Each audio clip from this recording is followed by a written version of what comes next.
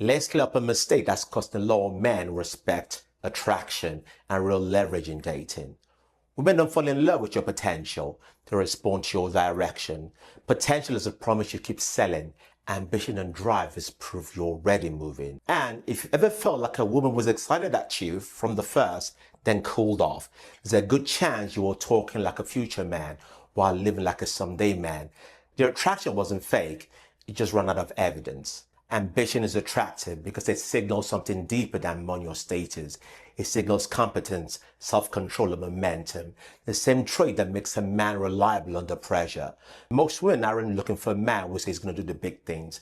They're wired to notice the guy who consistently does the small things. He shows up, follows through, learns fast, adapts, and keep pushing even when no one's clapping. That's security, guys, but not soft security, as a kind of security that says, if life gets hard, it doesn't fold. You want to be a man the woman can see possibilities with by looking at what he's doing now, what he's planning and executing on. That is certainly attractive. Here's where low men get it twisted.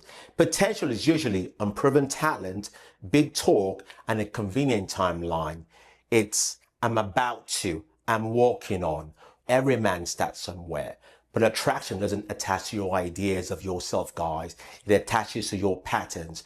Drive is a pattern. Discipline is a pattern. Progress is a pattern. Potential without pattern just feels like a gamble, guys. And most women don't want to bet that piece on a man unfinished story. Here's my solution to this. Direction beats destination, guys. You don't need to be there. You need to be clearly going somewhere. A man with a plan, a schedule, and a measurable progress feels really solid. A man with vibes and dream feels very temporary. Women like ambition because it reduces uncertainty. It tells her you're not drifting and she won't have to drag you into manhood. Consistency is very key. Now, drive is an intensity for 2 weeks. It's consistency for 2 years. The gym, the career moves or the pivot, the business you're building, the fate, your routine. Women notice all of this. Women notice the man who can keep his promise to himself. That raises leadership, and leadership is attractive because it signals she can relax without losing respect for you. And number 3, ambition signals options, not neediness. A driven man usually has purpose, goals, and standards. Women are drawn to that because it creates polarity.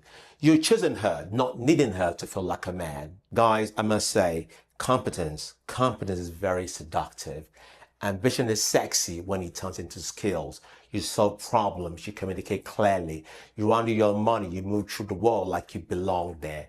That competence aura, guys, creates a safe but very exciting feeling. It's safe because you are capable, exciting because you're progressing in life. And here's a potential trap and how to avoid it. If you want to stop being confused with potential, stop selling the future as your main product. Speak in receipts, what you did, what you're doing, what you learned, what your next concrete step is.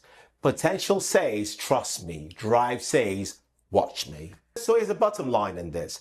Ambition and drive are very, very attractive because it signals to a woman that she's dealing with a man who's building mentally, spiritually, physically, and financially.